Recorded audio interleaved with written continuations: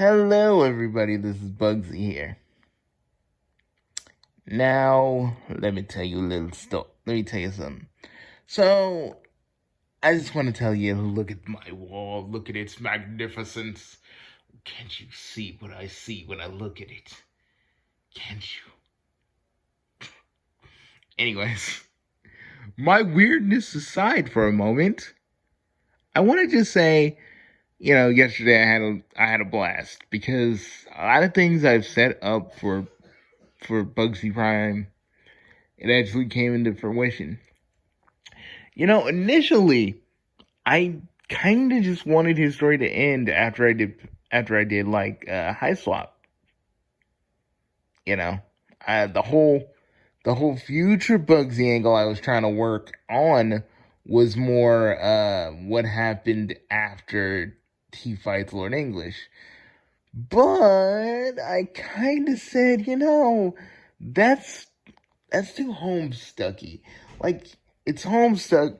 I mean, I'm doing homestuck related stuff, but that doesn't mean I can't put my own spin on it.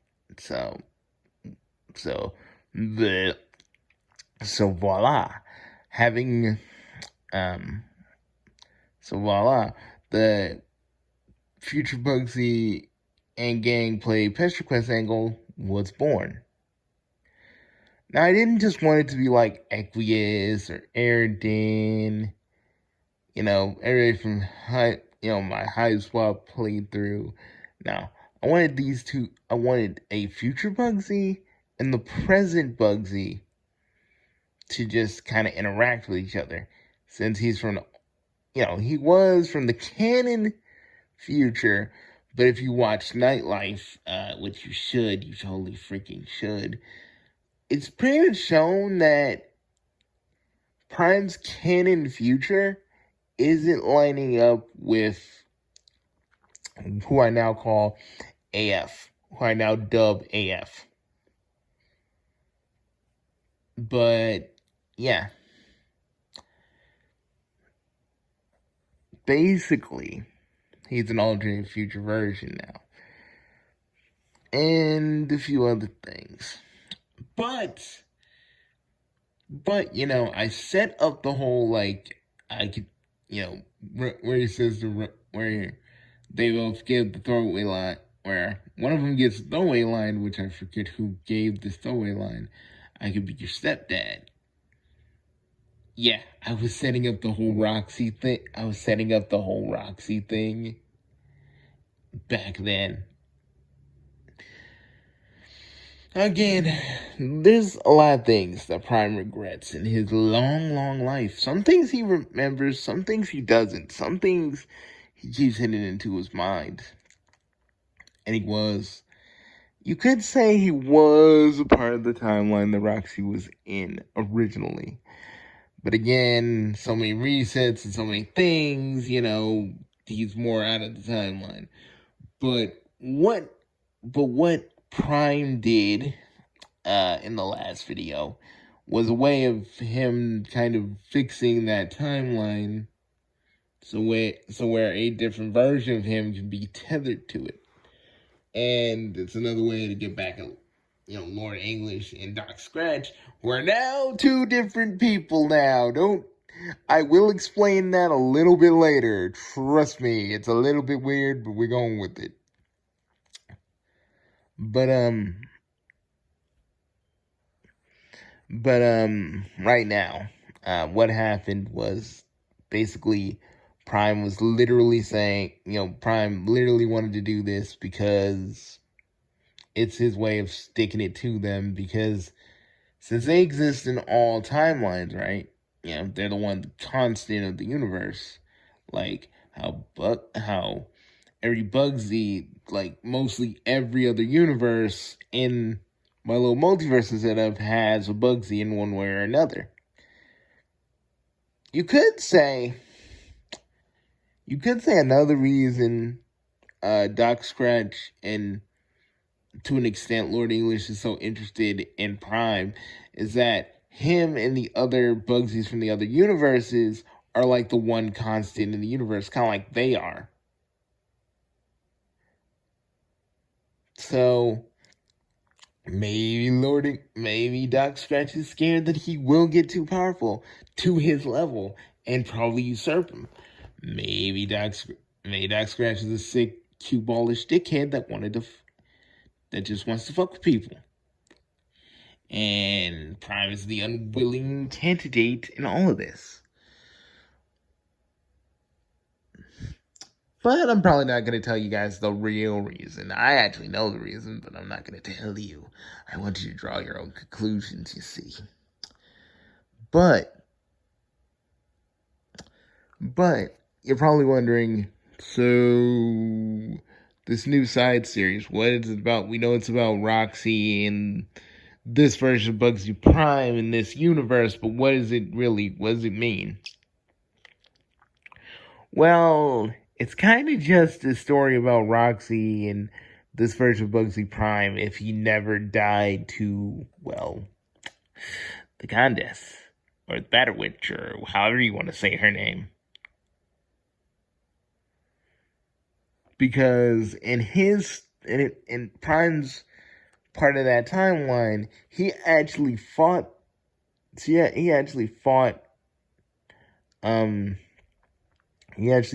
Goddess, and pretty early on before they start doing Spurv. And originally, even though Roxy probably has her own reason why she actually does drink, in the terms of my time in this alternate timeline, it's because he died to the Goddess. Why Roxy in my universe drinks the way she does. But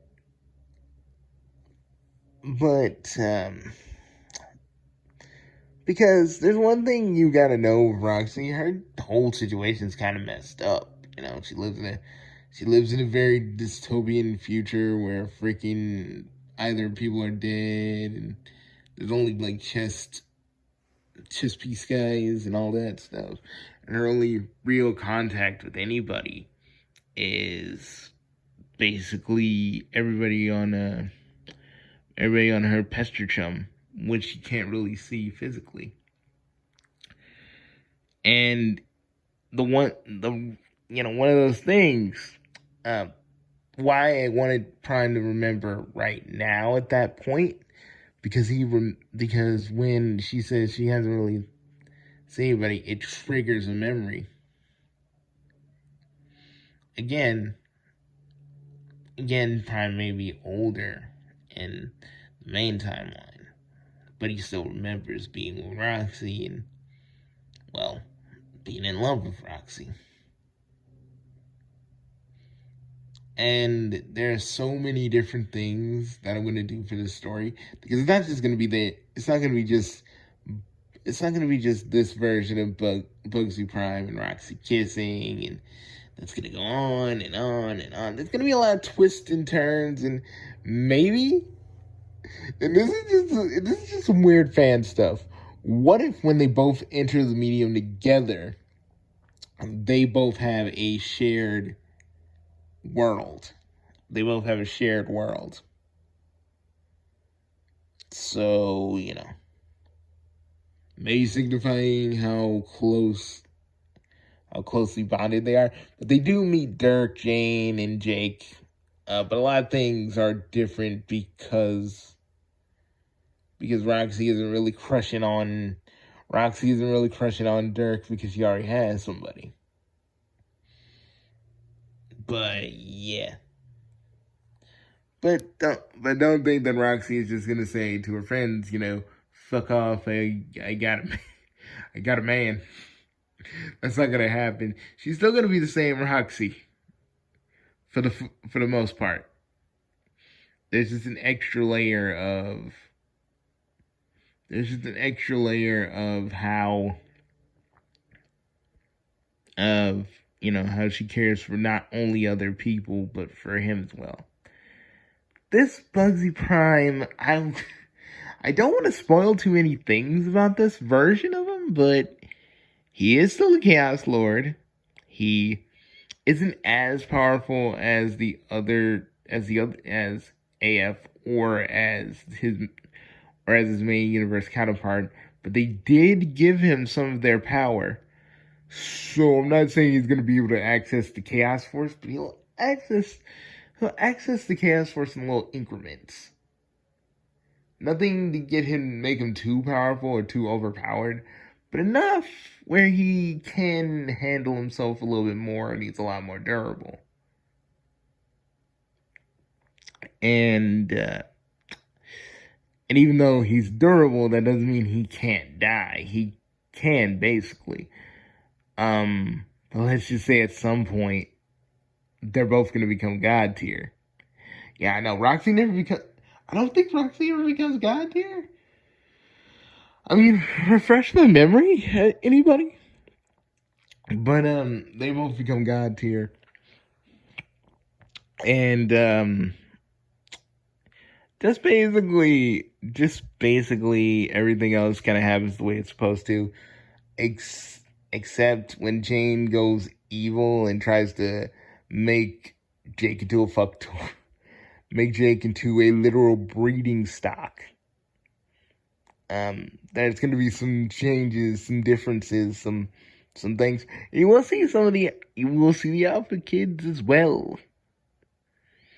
And you're probably wondering, well, why can't you put Prime in like in the Alpha Kids session, the main universe? Because Prime had his own like little session I wouldn't say by himself, but it's a way of kind of implementing him in the universe without actually using all of his continuity.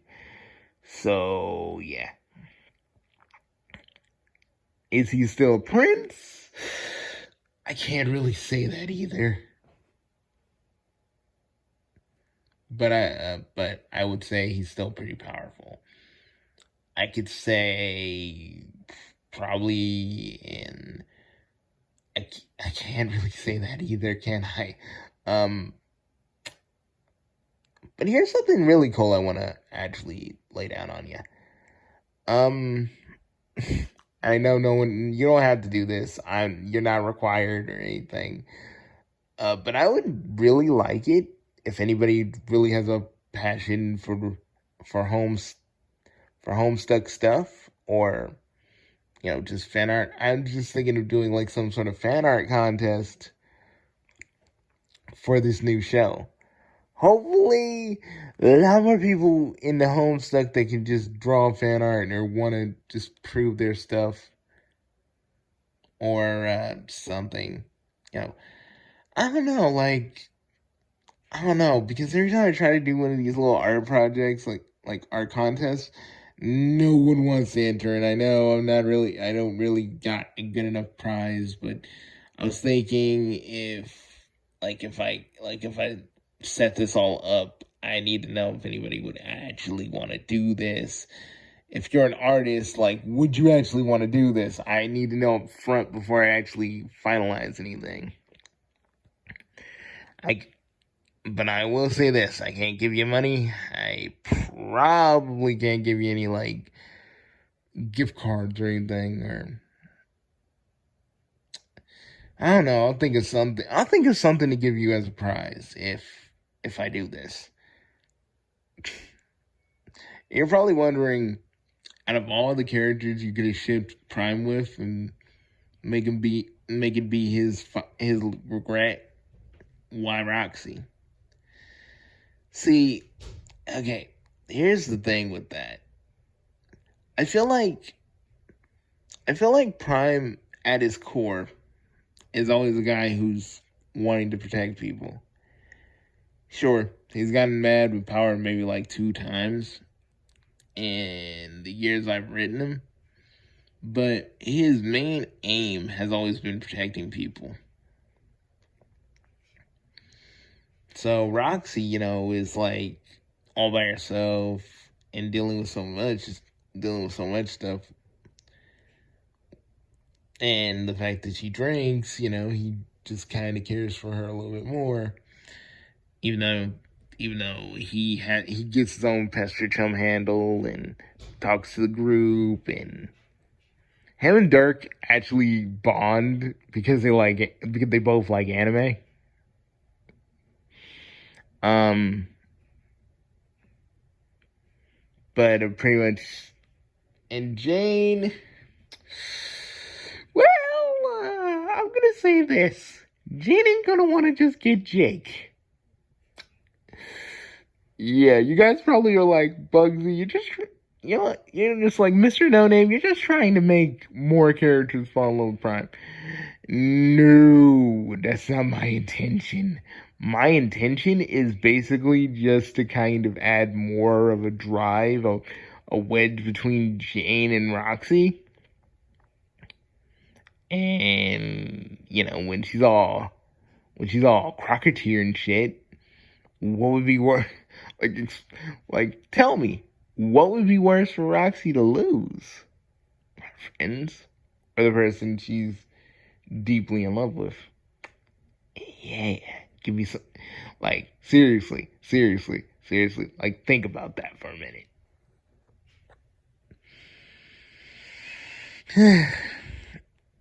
And a lot of people have been wanting me to talk about Homestuck too, and I'm just gonna say this right now: it's not done yet, and it's gonna be like Homestuck, where we're looking at this for probably years and years and years, and it's when it ends, we're gonna be like, okay. But yeah, I can talk a little bit about Homestuck too. I think Terezi and Rose hate banging in a freaking remains of a ship is fucking weird. But it's all right. I mean, it means something is happening. I don't know what. And if Kanaya comes and if they come and try to stop them and shit, um, I'm like, how is she gonna explain that? Oh, oh yes, Kanaya dear, I may have I may have stooped Terezi in my robot body. I'm just saying. I'm just thinking about that right now. Like, Dirk. And it's pretty much showing that Dirk wanted this, and Dirk manipulated the situation, and basically Rose didn't have no agency in this because he was manipulating narrative and all that shit. And so there's that. No, no real whiff of dead tier Calliope just yet. Um. We're just kind of getting set up with all the new players and all the recurring players. Oh yeah, Carcat and Dave totally got it on, but we're not gonna we're not gonna we're not gonna talk about that because I know everybody else is like, oh my god, they're wearing each other's shirts. That means they totally did it, and they did. They pretty much applied that, which which doesn't make sense for me because I'm like wondering, is like did they get it on with Possessed Jade as well? I mean, I'm just thinking about that because like she's like, this is not the only time you come in our room and and stuff. I'm like, did y'all fuck Possessed Jade? Did y'all did you and Carcat like play the old you know what? I'm just saying, it's okay if you did. It's okay if you did. I'm gonna still be kind of skeptical because of the the dog the dog appendage that I'm not gonna talk about. But yeah. I mean, Homestuck 2 is a little weird, a little off. But I think, I don't know, maybe that's the point. Because in a narrative sense, Dirk is controlling the narrative, right? The story had an ending. It really wasn't supposed to exist in the confines of their universe because everybody got their happy ending. Dirk wanted more than just a happy ending, so that's why the epilogues even happened. Well, in a story-wise, in a meta way, you know why, but like in a story-wise, that's why it happened.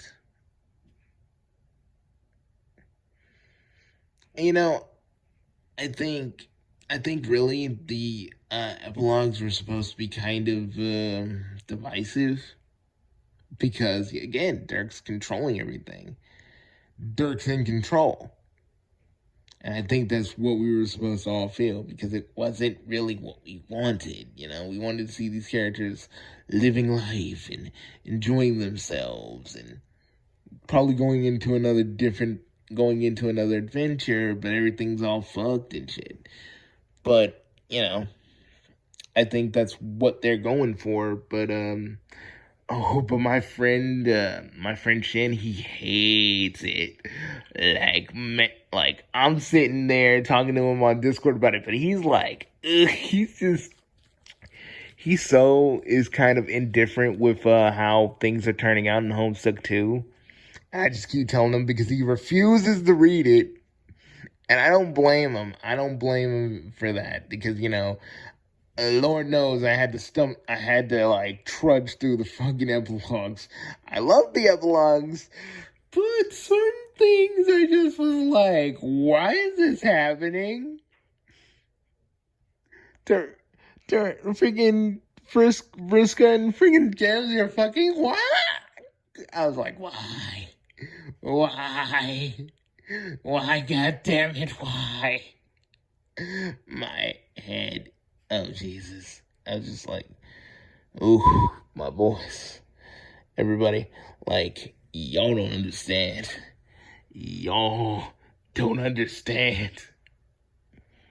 Y'all don't understand how I feel, man. Like, I swear to you. But the epilogues, like in my review, they're divisive, and there are some good moments, even in the Candy timeline. But, there that is. And Homestuck 2 is just more a continuation of that, and everything that's going on, and everything that's really doing things, and, if you don't like it, if you don't like Homestuck 2, I can totally understand. But I want to see how far this. I like it, and I also want to see how far Dirk is willing to go to basically achieve his little goal. And I want to see what they're gonna say about John, because if you didn't know this, if you hadn't read the epilogue, John is, I think, permanently dead. But then again, no one stays dead in Homestuck, so I hold my breath on that, but I don't know. Maybe he might be dead. Who knows? But back on topic. Yeah. So that's gonna happen. I'm thinking of just doing it in kind of a what. I'm thinking of doing the story in a what if kind of style. How people do those Dragon Ball what ifs, or Goku if he was in the DC universe, that kind of thing. But more in line with what I do. Oh yeah, the first episode will probably be tomorrow.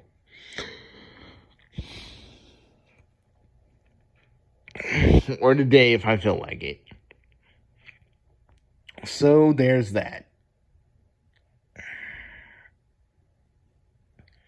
But yeah, think of this as just another just a different chapter of how Prime's life could have gone.